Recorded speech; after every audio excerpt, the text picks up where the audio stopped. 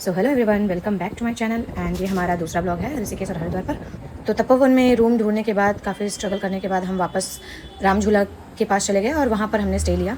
और वहाँ हमने स्वर्गाश्रम के पास स्टे लिया था, जिसके रूम का प्राइस था 2000 रुपीज़ पर नाइट। बट रूम अच्छा था, like 2000 rupees for 7 people is very good.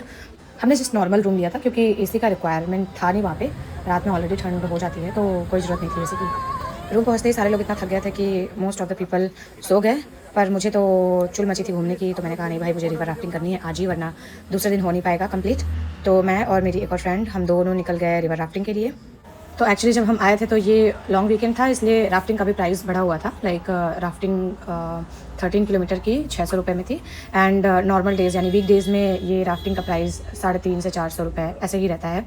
Along with this 20 रुपये कुछ और वो रजिस्ट्रेशन के टाइम चार्ज करते हैं। भाई मुझे तो बड़ा डर लग रहा था स्टार्टिंग में, क्योंकि ये मेरा पहला बार था कि मैं राफ्टिंग करने वाली थी। और डर के मारे वो जो इंस्ट्रक्शंस बता रहा था पहले तो मुझे समझ नहीं आ रहा था, बट धीरे धीरे मुझे समझ आया। और डर इतना था कि मैं कोई भी इंस्ट्रक्शन मिस नहीं करना चाह रही थी। फिर धीरे धीरे राफ्टिंग करते टाइम हमें आने लगा मज़ा, बहुत मज़ा आया राफ्टिंग करने में। और बीच बीच में कुछ बेवकूफ़ियाँ भी हुई, जैसे हमें पानी में उतारा उसने और मेरी फ्रेंड डर गई, फिर मैं भी डर गई। फिर उसके बाद हम दोनों में से कोई भी पानी में नहीं उतरा। राफ्टिंग वाले भैया हमें बहुत मोटिवेट करने की कोशिश कर रहे थे बेचारे, लेकिन कुछ भी फ़ायदा हुआ नहीं। भाई ये सब व्यू देख के तो मेरा मन कर रहा था कि मैं अब वापस घर ना आऊँ, यहीं रह जाऊँ। फिर राफ्टिंग कंप्लीट करके भैया ने हमें जहाँ से पिक किया था वहाँ ले जाके छोड़ा, थोड़ी देर के लिए ही सही, बट स्कूटी से ऋषिकेश में घूमने का सपना भी पूरा हो गया हमारा। बड़ा मज़ा आ रहा था स्कूटी से घूमने पे वहाँ पर। फिर स्कूटी राइड कंप्लीट हो गई और उन्होंने राम झूला के पास हमें छोड़ दिया जहाँ पे हमारा रूम था। और जिस टाइम पे हमको राफ्टिंग वाले भैया ने ड्रॉप किया था, उन्होंने बोला कि आरती ऑलमोस्ट ख़त्म होने वाली है, बट लकीली हम जब पहुँचे तो आरती स्टार्ट होने वाली थी। तो फिर हमने आरती देखी।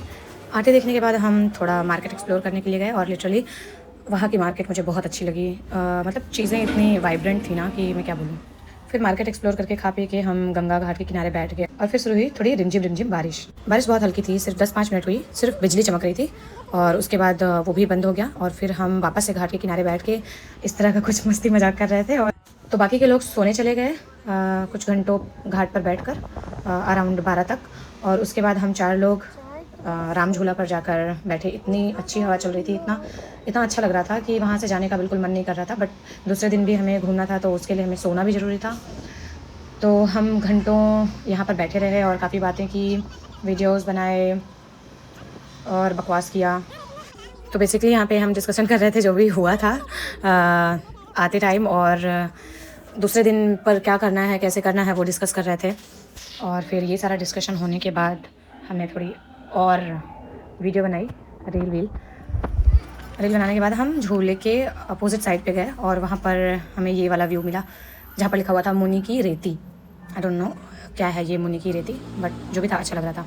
और इसको विज़िट करने तक ऑलमोस्ट 2:30 से 3 बज चुके थे सुबह के, और फिर हम चले गए सोने के लिए। तो दूसरे दिन का व्लॉग दूसरे वीडियो में कवर करूँगी। So stay tuned and do subscribe to my channel. Thank you.